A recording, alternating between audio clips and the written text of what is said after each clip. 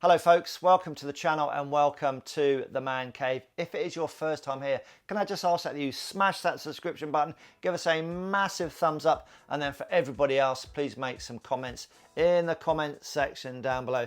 It all just helps the channel grow. Today we are going to be looking at the K7 motorcycle dash cam supplied to me for review by those very good folk at Innovv. Well, I suppose you want to know, how much is this going to cost me? Well, if you go to the innovv.com website, I'll put a link in the description down below. Currently, they're selling this for £299. However, they are doing a little bit of a deal at the moment, and with a discount, a bit of a coupon code, you can get the K7, which is a 2K camera, for £254. Clearly, the advantages of having a dash camera fitted to your motorbike are that if you're involved in an accident or an incident, then you can simply download the footage and show that footage to the relevant authorities, thereby proving your innocence or helping progress any insurance claim that you may have against another party if you are involved in an accident. On the flip side of that, if you are involved in an accident or an incident and the authorities have the power to seize that video file, then if you have been a bit of a naughty boy, then that potentially will go against you. And most dash cameras these days come with what they call a G sensor, which will sense an impact, and also a parking mode as well. And let's not forget, there's also an added benefit in that you can record your ride without having to put any cameras on your helmets or on the handlebars and that kind of thing. But as we all know, the footage, generally speaking, from these dash cameras is not as good as the footage that you will get from a stabilized action camera. And it's generally a case of fit the unit to the bike and forget all about it. What we're going to do is have a look and see what we get in the box with the K7, mount it to my BMW R1250GS, and then go out and have a bit of a ride. So we're going to test the unit itself, both in daylight and at night time, and then we'll come back into the man cave, have a look at the footage with the different settings, and then once we've done all that, I'll give you my initial impressions of the K7 from Innovv. But before we do any of that, let's roll the intro.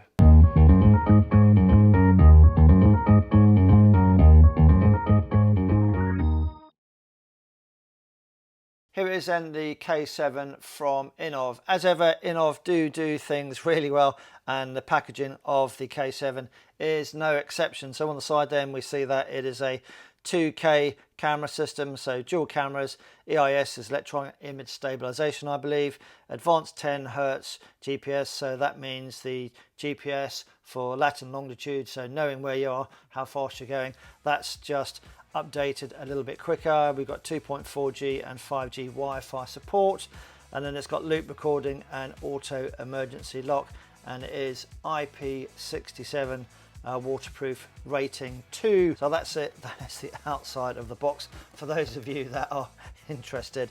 Yeah, so it's just a well put together box, as they say, and we open it up and yeah, as always, the Innovv stuff is very nice scenic stuff.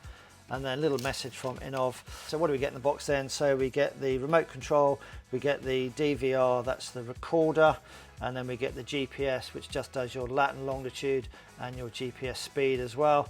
And then we have two cameras, front and rear. I'll get those out in a minute. And I believe they are made of aluminium. So let's get everything out of the box.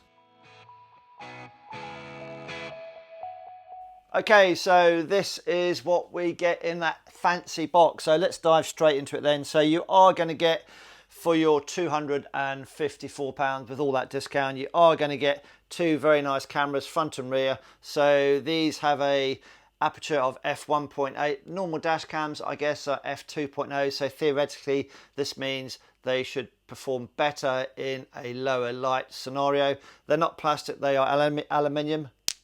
There we go, have a listen to that. And from a cabling point of view, yeah, nice quality. The resolution is 2K for the front and the rear camera. Obviously 4K cameras, massive files, so if you're going to do some editing, it's going to need a fast computer. So this is a bit of a sweet spot for 2K resolution. So I'm going to be very interested to see how they perform out and about on the road at the test at the end of the video. So that's 2K at 30 frames per second, and then through the app which you put on your phone. You can then change all the settings on these cameras. We have 1080 at 30 frames a second, and that you can actually go for the electronic image stabilization, or EIS. Hopefully that should stop too much shaking. And then the final setting you can go for is 1080 at 60 frames a second. From a length of cable point of view, the front one has got 1.5 meters and the rear one is 2 meters of cable. They don't label them front and rear for some reason, but they do have a little sticker on there saying 2 meters and 1.5 meters on here. So that is the cameras, and they are very nice quality. Next up then, we have a GPS module. So basically this is just giving you the GPS speed, which you can put onto the file or onto the screen, and also your latitude and your longitude, so you know where you are in space. And everything is color coordinated, so you know where you have to stick that into the DVR, which we'll come to very shortly. That's a nice quality hard plastic, and again the cabling is very nice. And then the brains of the system is the Innovv DVR, or digital video recorder. Again, aluminium chassis with a nice hard plastic top, and they use a special paint. It's color coordinated, red, blue, orange, black and everything, so you should be able to put the plugs into the right sockets. And it's just very well made, guys. It really is very nicely made. Size wise, there's my hand, there we go, something like that. And the nice thing about this one is the actual SD card socket. Normally you've got those fiddly screws to remove and you lose them and whatever, but the waterproof cover where you put the SD card in, and it will take a memory card up to, I think it is 512 gigabytes, but the format is FAT32, so you've got to format the card before you put it in here if it's not FAT32. Big advantage though is you just need some nails, and there's a little tab on the end, so you don't need any screwdrivers, and then you can just open that and then remove the SD card from in there. So normally, yeah, it's a bit of a faff, remove a couple of screws, but this one, it's just got a waterproof cover, got dual Wi-Fi 5.8 and 2.4. In relation to the download speeds, if you want to download the video files from here onto your mobile phone, historically it's very slow, isn't it? So I'm interested to see how that's going to pan out when we do that. However, at the end of the day, if you're using it for B-roll footage, etc., for your ride, then the nice thing is you haven't got the screws on the side there, so you can just open the flap, pop the SD card out into your computer, download the files, put the card back, and then put the weatherproof seal back as well. And talking about weatherproof seal, this is IP67 rated for waterproofingness, dustness, and all that kind of stuff. Real nice quality. Next up then, we have the really nice aluminium bodied remote control. Basically it just gives you the status of the system for GPS, video recording and Wi-Fi connectivity.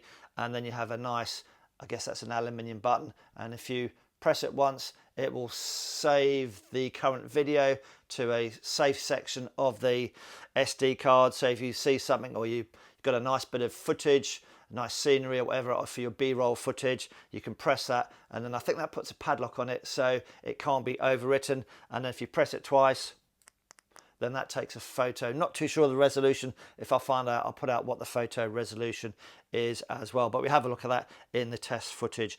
Then we have two boxes which have got mounts written on them. We have all the necessary bits and pieces: 3M tape, L metal brackets, U-shaped brackets, and 3M rubber strips to mount the cameras onto your bike. So lots of choices how to mount it. And then also in that box with a red end, so color coordinated end, is a lavalier mic with a bit of foam on the end. Not too sure how many people are going to use that. A lot of people, I guess, will just leave that under the seat to record the noise of the motorbike, etc.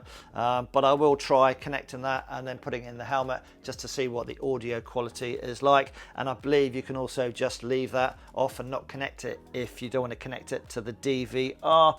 And then the final box then is the power supply. So as we all know, we have a red wire and a black wire. So red is positive, black is negative. And in case you're wondering what the yellow wire is, well, that is still a, I might be wrong, but I'm just going to say that is another positive wire. But that is your switched live feed. So when the ignition comes on, that is actually tapped into something that becomes live when you turn the ignition on, and basically it then throws a switch on the internals of the DVR, and then it allows the unit to record. Otherwise it will be on all the time and you would drain the bike's battery. There is a 1 amp fuse in there as well, and when we come to wire it to the bike, I'll show you how I wire it on the BMW R1250GS. So that is they are the power cables, and then you get some Innovv stickers, and then finally they supply you with a 32GB card, SD card. However, 2K resolution, you're going to burn through that very quickly. And if you're not aware, I'm sure you are, guys and girls, in relation to how the dash cam system works, everything gets recorded on the SD card which sits in there, and then when you get to the end of the SD card, any footage that hasn't been padlocked, should we say, or safeguarded, then it'll be overwritten from the start of the video. So that's why I said it was a fit and forget system, so you can just put it on the bike and then you never need to do anything with this, other than maybe every now and again format the card, just to make sure it's got the latest stuff on there, I guess. And if you wanted to update the software as well, you have to use the SD card to update the software. But go to the Innovv website and they will show you how to update all the software. And folks, I think that is everything we have spoken about in the box. And obviously not forgetting the highly detailed installation guide and product overview. Right folks, next up we are going to fit all of that onto my BMW R1250GS. I'm actually going to cheat, sadly to say. If I was going to do the full installation and show you folks with the stop starting of the video, it will take me basically all day, so I'm not going to do that. I did actually fit a K2 system, which is something that I purchased about 2 years ago when I bought the BMW. So I have done a video on that, so that's a full installation, and the only thing I don't show you how to install is just the remote control, but I do point out how you fit that, or where you would put that on the bike on the left hand side on the handlebars. So there is a deep installation guide that I've done previously, but it's for an older version of the K7, so it is the K2. If you want to click on the link up here, I'll put a link in the description down below as well, and that will show you how you put it onto the BMW R1250GS. So all I'm going to do is put all of that onto that, but surface mount it, if that makes sense. So by the magic of video editing, so 3, 2, 1, let's put all of that on there. So 3, 2, 1, bosh. Bosh indeed. So this is actually the next day, hence I have a different t-shirt on. So as we said, this is not going to be a full installation video. I have actually cheated. I've just surface mounted it just for the ease and quickness of getting it onto the bike. So camera wise then, I've used all the stuff that comes in the packs to install it onto the bracket on the front of the bike here. It's quite a nice, neat installation. So front camera's on there. Always remember that we've still got that protective film that we just need to remove before we set off and use the cameras. Otherwise it'd be a little bit blurry. So front camera's on there, and that's a nice installation there. And then the rear camera just coming around to the back, excuse my shorts because it's quite warm outside, and the rear camera just mounted to the left-hand indicator bracket there with the hex or Torx screw. So that's the cameras nicely installed. Now in relation to the remote control and how you mount that, you're supposed to use the L-shaped bracket and then undo your mirror, and then with the thread at the bottom of the mirror, put the thread through the L-shaped bracket and then screw it in, and then you've got a mounting point to screw the remote control into that L-shaped bracket. But I didn't use that L-shaped bracket. I just used some 3M tape, and then just stuck the remote control on there and just run the cabling nicely, and then just surface mounted it. If you've got the BMW 1250, you just take the panel off here and run the cables under the panel, and that is the remote control done. And then what else is there? Nothing on the front then. And then on the rear, then we've just got a couple of bits and bobs. So we've got the GPS module, and on my BMW when I had the K2 installed, I had it on a just behind the panel down here. Had no problems with the reception. It picked up the speed and the latitude and longitude. So yeah, you decide where you're going to put it, but I had it on the panel behind here. And obviously if you haven't got a BMW, then you just find the best place for it. And then obviously my K2 didn't have the remote control, didn't have the microphone. So there's the microphone. So that would just sit really under the seat. I will try it when we go and test it out on the bike. So that's the cameras, the remote control, the GPS module, the microphone, and all these things are, I just say color coordinated, and I color coded. The only thing which isn't color coded are the front and rear cameras, but you know which is which because the rear camera is 2 meters long. It's got a label on there, 2 meters, and then the front camera is 1.5 meters, and they all plug into the right hand. There's 2 input sections. Right hand input section is for the cameras and the power supply, which is the blue one. So I'm not going to teach you to suck eggs. Plenty of stuff on there how to connect properly things to your battery, so go and check that out. But connect it to your battery, and if you've got a 1250GS, just be careful. The top right hand pin of the side panel, when you go to push that back, there's a little rubber grommet, and that invariably will pop out and you'll never be able to find it. And if that's happened to you, you'll know exactly what I'm talking about. So you might just have to go and order a couple of those anyway. But it always seems to happen to me. And yes, I've lost it just doing this temporary install. So you install the power supply, so the red and the black cable go on there. Sorry about this, folks. I've just had to go and get myself an ice lolly because it's a little bit warm today in the man cave. So we were talking about the red and the black wires connecting from the battery into the DVR unit. Best practice really is to take any fuses you've got in those wires, go into your new unit, take them out, and then just pop them back in before you're ready to switch the ignition on and power the unit up. So that leaves us with the third and final power wire, which is the yellow wire, and they call that, I think, the accessory wire or a switch live wire. So in my case, under the seat, I've got a few other bits and pieces there, so it's quite busy under the seat, but there's 2 plugs at the base of the tank, and you can see on the clip here that I've already tapped into with a white wire and a tap connector. I have already tapped into a wire which I know to be live when the ignition is switched on, and that wire is, in my case, a red and blue wire, but seek technical advice as to which wire you can use. But on my GS, I've tapped into that red and blue wire, and to connect the yellow wire, I've just used a tap connector into that white wire that is then tapped into the red and blue wire. So the whole system means it's now a switch live system. So the DVR unit will fire into action when I turn the ignition on, and we won't drain the battery. Hope that makes sense. Very nice ice lolly. Under the seat, I haven't got enough space to put the Innovv DVR unit, so I've just mounted it. I'm going to put it on the top of the seat here, but we'll show you very shortly. So I've got other stuff under there, so I can't put it under here.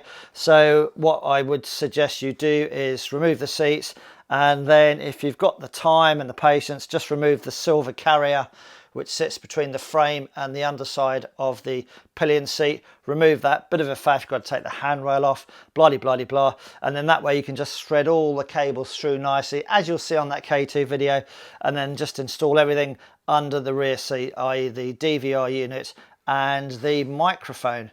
So I think that pretty much covers the installation. So I think what we'll do now is just show you how we set everything up. So that is the installation complete. And if you've got the BMW, it will take you about around 30 minutes at the very most, taking your time with a cup of tea and some biscuits. So yeah, so that is the installation complete. Just remember to pop those fuses back into the power cable and remove the 2 plastic protective films on the front camera and the rear camera. Otherwise you get a little bit of a blurry out of focus image. So the camera system is all set up. What we've got to do now is just make sure we've got the latest software onto it. It does come with a 32GB card from Innovv, so that should be formatted to FAT32 already. So whip it out, pop it into a computer, go onto the innovv.com website, download their latest software in the format of a bin file, drop that bin file onto the FAT32 formatted card, no more than 32GB, but you should be okay with the card that they supply you with. Pop that into the SD card slot of the DVR unit and then turn the ignition on. You get some flashy lights on the remote control, and then the software will load onto the system. So we know that the system is up to date in relation to the software, and all I need to do now is tell the system what settings I want to use. How do we do that? Fairly simple, folks, isn't it? Go to the Innovv website, or in my case, because I've got an Apple phone, go to the App Store, download the Innovv app, and then basically with the Wi-Fi connection, find the Innovv unit via Wi-Fi. And if you need to put in a password, it's 12345678. It's the standard password for Innovv. And then go into the settings and then just set what settings you want. And in my case, we're going to use, firstly, start with the 2K settings for the camera. I think we do 3-minute loop recordings. And in relation to the G sensor, I think I'm going to turn that off. And I think I'll leave the parking mode on. It does draw a tiny bit of power because the parking mode will sense when you're away from the bike, parking mode is set. If somebody comes along, knocks into it with their car or decides to push it over, then at least you've got some audio or video of them either walking away for a description or them driving away in their car so you can get a number plate or something like that. Yeah, so that's how you set the settings on the DVR unit depending on what settings you want. Okay folks, so here we are then out and about on the GS. So my helmet cam is a Insta360 Ace Pro. That is currently set at 4K. I can't get it down to 2K, so that's 4K 30 frames a second. Busy traffic on our one and only dual carriageway on the island. So that's set at 4K, and just for a reference point really. And the Innovv DVR through the phone has been set at 2K with a high bit rate. And all the other bits and pieces you can see as I'm scrolling down the settings on my phone just for this run. So that's at 2K. Weather-wise, sunny day, overcast, a little bit of high cloud, but a fairly pleasant day. Currently shown as 24 degrees. So what is the footage like on the 2K? Both front camera and rear camera. Number plates, ambulance, can you read that? Car behind me, can you read the number plates? Is it all clear? So yeah, make some comments in the comment section down below. I've got to say the Innovv stuff is very good actually. I've got their blind spot detection system, and that is a nice bit of kit as well. Now in relation to the remote control, so it's a fairly nice day today, and yeah, you can sort of read them. The status indicator on the remote control here, yeah, you can read it, so I know the GPS is fine, although that's a little bit on the dim side really. It's recording with the green, and the Wi-Fi is intermittent, so I haven't actually got my phone now connected to the Wi-Fi, so I guess it's hunting for a Wi-Fi signal, so that will be intermittent. Car behind me there, Range Rover, that should be some good footage at the rear as the blind spot detection system went off from Innovv as well. So folks, that is the 2K setting. The next one is going to be the 1080 at 60 frames a second. So the next one is 1080 at 60 frames a second along the same route. 1080 at 60 frames a second this time. Yeah, how does that look? At 60 frames a second, front and rear. BMW 1000 RR possibly. The other thing then, if you're riding along and you want to capture a special moment or an accident or an incident, you've witnessed something, then you can just hit the button on the remote control, just press it once, and then that should save that file. So the looping system, which I've got set at 3 minutes, can't overwrite it if it gets to the end of the SD card, depending on how big the SD card is that you've got. I've got 128 in here at the moment. So that's now hopefully saved it. And then if you want to take a photo, I think you just press this twice. So that UK registered car in front of me, we're just going to, that's at 36 miles an hour. Press it twice, and that should take a photo. Should take a photo. We'll see what the quality of that is like.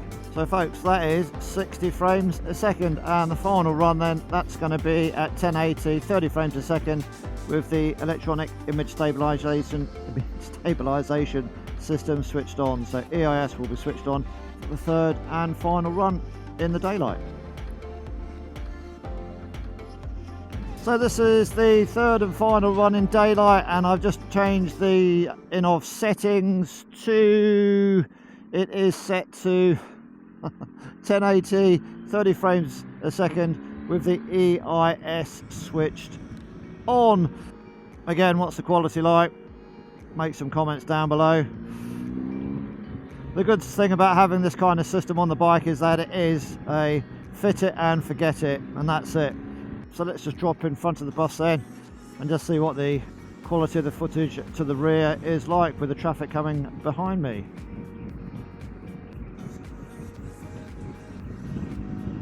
And again, the helmet cam is still at 4K resolution. So folks, that's the camera settings at 1080, 30 frames a second with the EIS switched on. So what we'll do now is just one run, 2K at night time.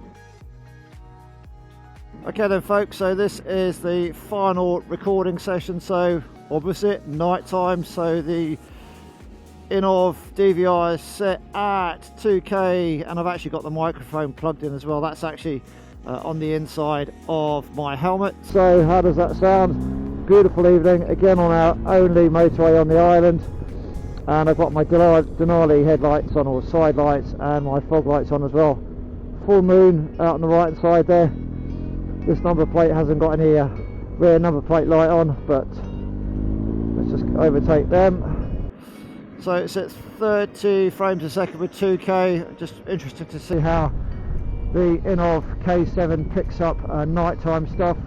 Let's get close to this car in front of me, again using a combination of the helmet cam with my normal microphone and then the Innovv's microphone. I think the setting on this one is set at level number 2, whatever that may be. So how does that sound? And again, that's mounted to the inside of the helmet. So there we go, beautiful evening, great evening to be out on the old machine. And just in relation to the remote control on the handlebar here, I did mention that during the daytime the illumination of the lights can be a little bit on the dim side, shall we say. Nighttime, no problems with them at all. I wish my switchgear was backlit as well, but yeah, nighttime riding, absolutely no problem at all. But the button to press for capturing a video or a still photo, that's not illuminated, but you should not have any issue in finding that button. How is the footage? It's way past my bedtime, and there goes the Innovv's fabulous blind spot detection system. If you haven't seen that one folks, go and check it out. I'll put a link in the description down below. Brilliant system, really like it, especially when it's raining. It's just another safety net for you on the old machine. So yeah, hopefully the audio sounds good. So that is, what a beautiful moon that is folks. So this is the last video of the Innovv at 2K 30 frames a second, and that is an absolutely stunning moon, that is. I don't know if that's going to come out, maybe on my helmet cam that will come out. In fact, I'm just going to go straight on because that's so cool above the capital of my island of Jersey. So night time then, I think this camera system is going to be good just to get registration numbers sort of about 4 or 5 car lengths away. I think that's the sweet spot. I would say just stick with the 2K. I think that's going to be the sweet spot between file storage, quality, and that kind of stuff really. And at the end of the day, all we're interested in is getting a number plate if something happens. Anyway, let's go back to the man cave and find somewhere quite dark on the way back to the man cave, and just show you what the system is like in pretty much total darkness other than the lights on the bike.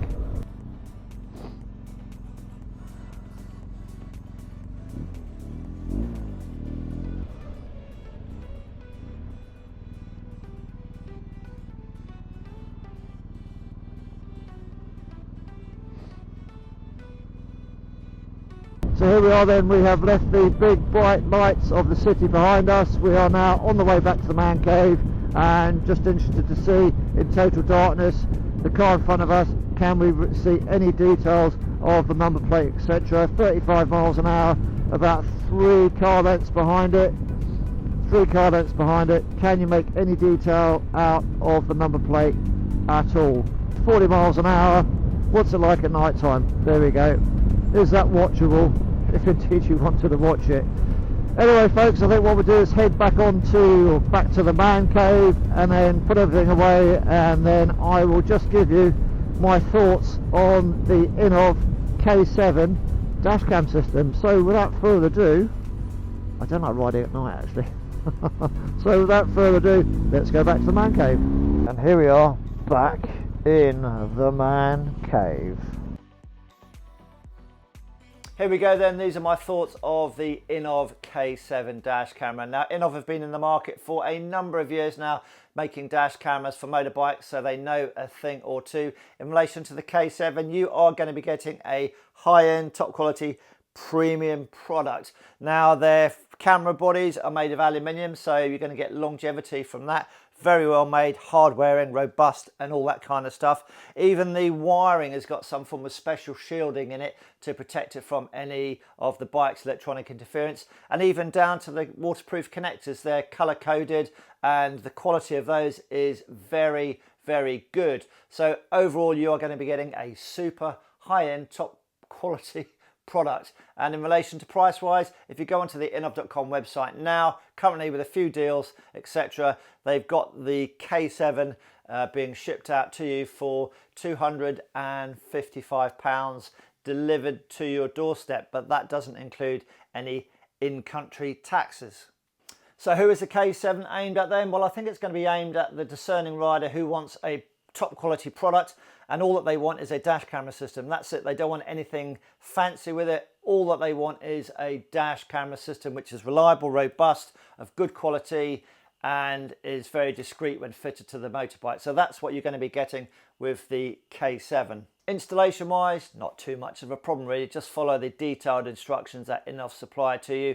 On my GS, I know I cheated a little bit, but that was just to speed the process up and to get out there and test it. Now, if I was to do a proper, nice, discreet installation, then I reckon that would take me about an hour and 30 minutes. And the only technical thing, if you want to call it a technical thing, is finding a switched live wire on your motorbike to connect the yellow accessory wire on the Innovv system. But as you saw in the video, not too much of a problem in relation to the GS, but you may need to seek a little bit of technical assistance from a mate or go down to your local motorbike dealer and just ask them which is a switched wire on the motorbike. But that really is the only difficult bit, I say, for the installation. Other than that, pretty straightforward. The settings, very straightforward on your mobile device, whether that be an iPhone or an Android. Just download the Innovv app to your phone and then via Wi-Fi connect to the DVR unit, go into the settings, and then in my case I would actually select 2K for the quality of the video. I would go for high bit rate, I would turn the parking mode on,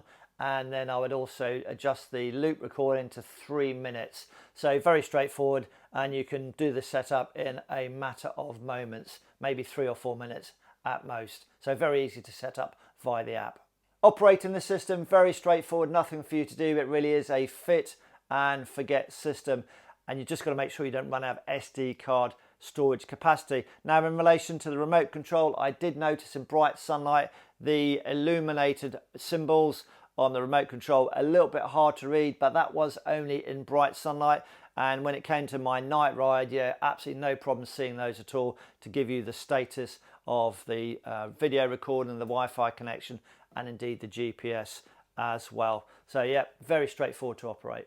I do like the fact that you have a facility to either take a photograph by pressing the aluminium button twice on the remote control or pressing it once, and then that will protect any video file that you have. It is a loop system, so when it runs out of SD card storage capacity, it then goes back to the beginning and then starts to overwrite all your video files. So if you witness something and you want to protect that file, or you've just got a little bit of footage which you think is good of you and your mates or of great view, then you can just press the aluminium button and then that will put a padlock around that file so it will not be overwritten. So yeah, I quite like that feature.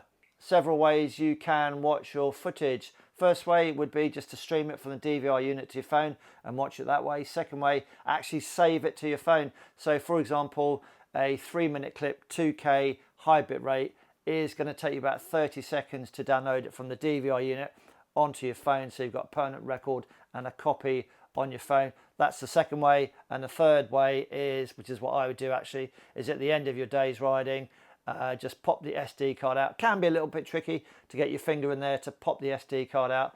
So take the SD card out and just save all the footage from the day or the footage that you want onto your computer in my case.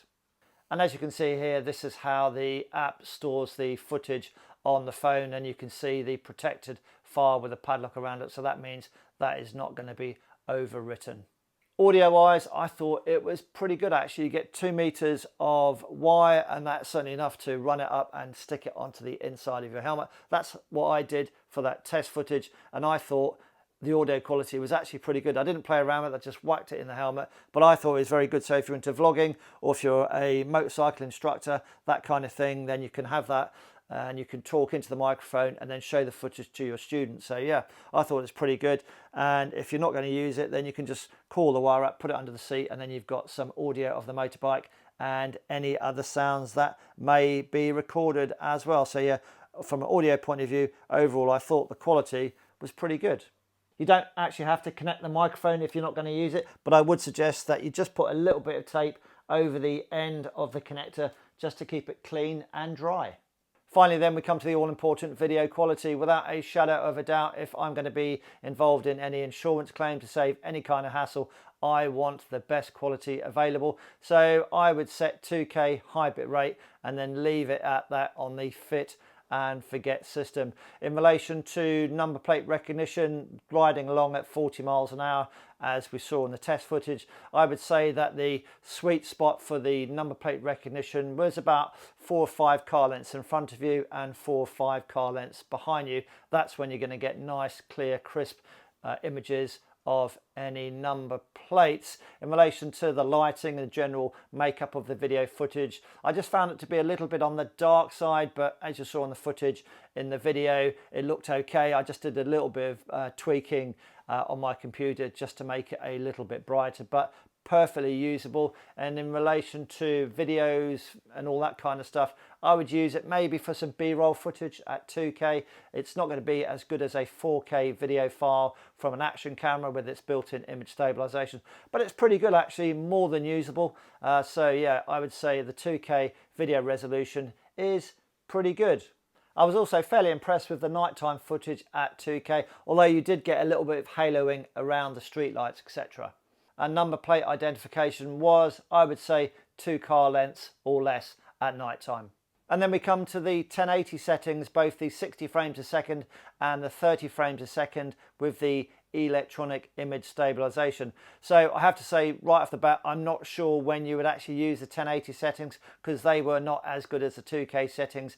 Clearly, as you can see in the footage, maybe you would use the 1080 at 60 frames a second, possibly if you've got an SD card in there and you just wanted to keep all the footage from the day and you didn't want it to overwrite, maybe then you just reduce it to 1080. I'm not sure, that'd be the only reason I can think of. Or maybe your computer can't handle a 2K video file. I don't know when you would use the actual 1080 footage. Even the 1080 EIS, again, I'm not sure when you would actually use that. I didn't notice any difference between the EIS and the non-EIS 1080 footage, if I'm being honest. However, I didn't actually go over any bumpy surfaces, so I didn't actually test the EIS stabilization, but I have to say it didn't blow me away, if I'm being perfectly honest, and the 1080 footage was okay, but without a doubt I would stick to the 2K. Well, that's it. We have finally come to the end of the video. If you've made it this far, give yourself a round of applause. So if you are in the market for a quality, dedicated dash cam system, then have a look at the K7 from Innovv. They've been in the market for a number of years now and they know what they're doing. Make any comments in the comment section down below if you've got the K7. In the meantime, hit that subscription button, give us a thumbs up, ride safe, and we'll see you again soon in the next video. Cheerio for now.